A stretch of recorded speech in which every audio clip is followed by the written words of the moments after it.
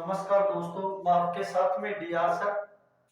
आज हम पढ़ेंगे नदियों के अंदर बंगाल की खाड़ी की ओर जाने वाली नदियां।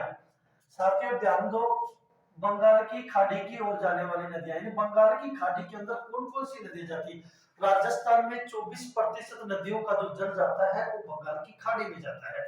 तो बंगाल की खाड़ी के अंदर जाने वाली प्रमुख प्रमुख जो नदियां हैं उनको पढ़ेंगे। सबसे पहले हम पढ़ेंगे चंबल नदी। कौन सी नदी पढ़ेंगे? चंबल नदी। चंबल नदी। देखो, चंबल नदी को पढ़ने से पहले हम इसकी दो बातें करेंगे। कहां से आती है चंबल नदी?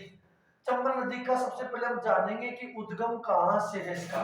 चंबल नदी का उद्गम कहां पे है, कहां से आती है, राजस्थान में कहां से प्रवेश करती है, इसके किनारे क्या क्या स्थित है, ये बातें करते हैं। चलो साथियों, एक बार चंबल नदी को हम समझ लेते हैं थोड़ा डायग्राम के माध्यम से, फिर उसके बाद में अपन इसका विस्तार पूर्वक बातें करेंगे चंबल नदी की। चलो कोई बात नहीं। यहां से चंबल नदी मध्य प्रदेश से निकलती है साहब। ये लो साहब, चंबल नदी कहां से निकलती है? मध्य प्रदेश से निकलती है। अब चंबल नदी की बात करें मध्य प्रदेश में कहां से, ध्यान दो साथियों, जाना पाव की पहाड़ी से निकलती है। जाना पाव की पहाड़ी, जाना पाव की पहाड़ी से निकलती है। चलो कोई बात नहीं। अब देखो, ये चंबल नदी है। कौन सी नदी है ये? चंबल नदी है। चंबल नदी, नदी का नाम है चंबल नदी।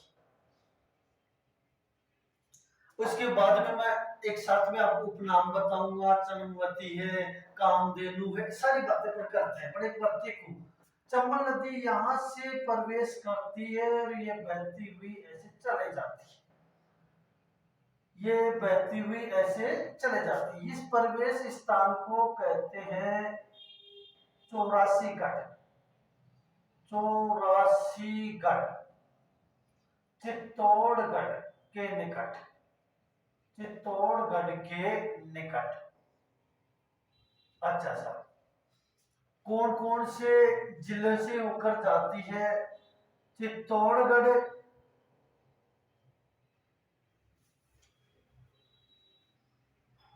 सवाई माधोपुर,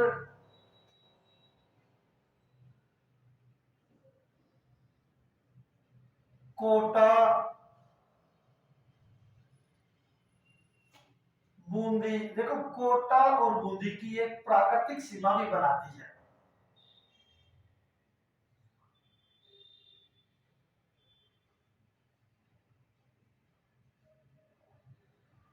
धौलपुर,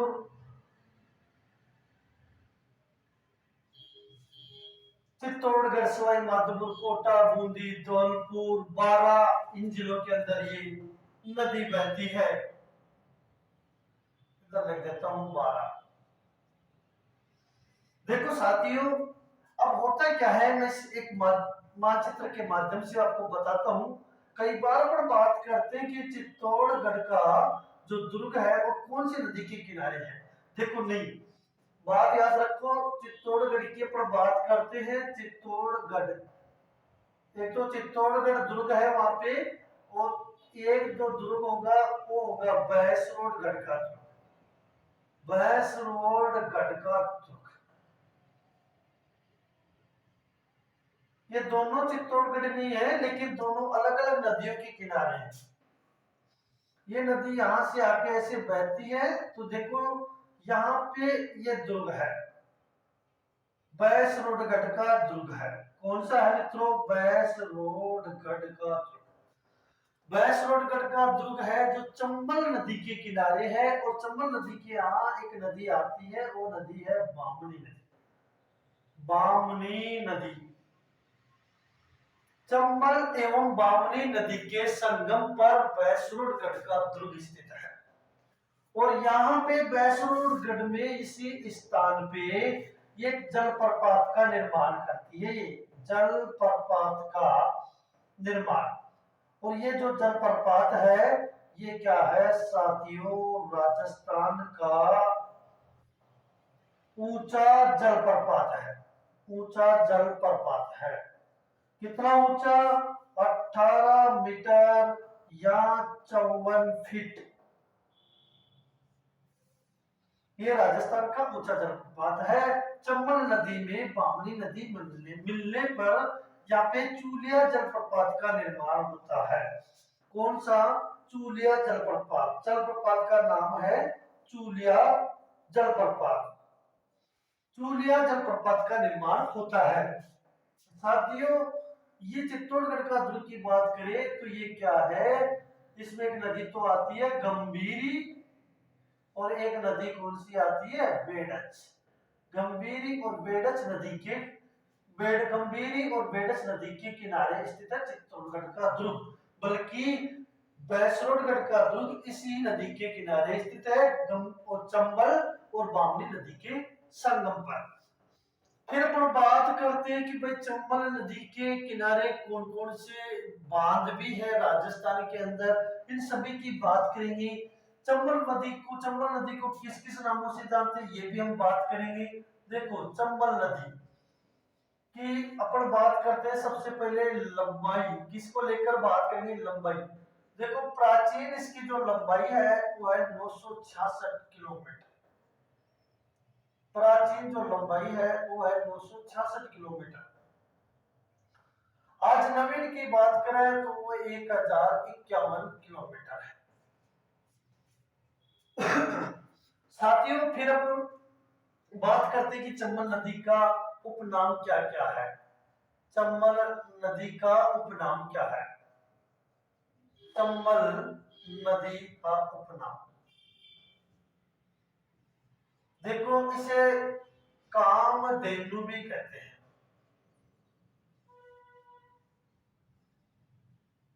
बारहमासी नदी भी कहते हैं। चरणवती नदी भी कहते हैं। साथियों, फिर अपन इसकी बात करते हैं। यमुना नदी की सबसे प्रमुख सहायक नदी चंबल नदी को ही माना जाता है। ये अपने को नोट में लिखना है। यमुना नदी की जो प्रमुख सहायक नदी है, प्रमुख सहायक नदी वो कौन सी? चंबल है। अब अपन बात करते हैं कि चंबल नदी पे राजस्थान में भाई कितने बांध हैं? राजस्थान में 3 बांध है। ये एक विश्व की एकमात्र ऐसी नदी है जिनकी 100 किलोमीटर दायरे के ऊपर 3 बांध है। उन बांधों की पर चर्चा करेंगे। ये लो साहब, देखो, एक बांध तो है इसके ऊपर, राणा प्रताप सागर बांध। राणा प्रताप सागर बांध। अच्छा साहब, दूसरा बांध इस पे कोटा बैराज बांध। तीसरा बांध इसके ऊपर है जवाहर सागर बांध। साथियों, अब इनके बारे में अपन चर्चा करेंगे। ये बांध राजस्थान में है। वैसे गांधी सागर बांध भी इसके ऊपर है जो मध्य प्रदेश में है। राणा प्रताप सागर बांध राजस्थान में तो है गुरुजी, मगर राजस्थान के किस जिले में है? तो हम इसकी चर्चा करेंगे। भाई ये राजस्थान के चित्तौड़गढ़ में है। कहां पे है? ये चित्तौड़गढ़ में। और बात क्या है साहब, ये बराऊ क्षमता इसकी क्या है? सर्वाधिक है। बराऊ क्षमता इसकी क्या है? सर्वाधिक है। कोटा बैराज की नाम से पकड़ में आ रहा है, ये कोटा में है। कहां पे है? ये कोटा में है। ये क्या है? कृषि सिंचाई हेतु प्रसिद्ध है। कृषि सिंचाई हेतु क्या होगा साथियों? ये प्रसिद्ध होगा। फिर अपन बात करते हैं किसकी? जवाहर सागर की।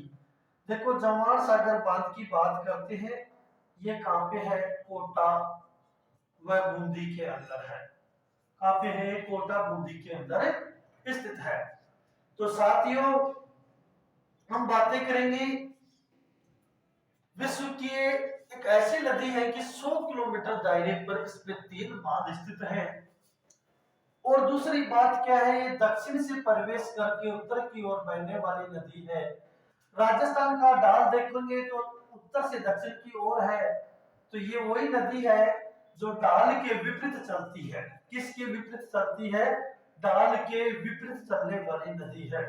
यानी चंबल एक ऐसी नदी है जो कैसे चलती है? ढाल के विपरीत, ढाल के विपरीत चलने वाली नदी है चंबल। और इसके साथ में आती है कांतली नदी। चंबल और कांतली नदी क्या करती है? ढाल के विपरीत चलती है। और चंबल नदी कोटा और बूंदी की प्राकृतिक सीमा भी बनाती है। क्या बनाती है? प्राकृतिक सीमा भी बनाती है। साथियों नोट में याद रखना, चंबल नदी राजस्थान प्लस मध्य प्रदेश, इन दोनों की क्या बनाती है? सीमा बनाती है, अंतर्राज्यीय सीमा।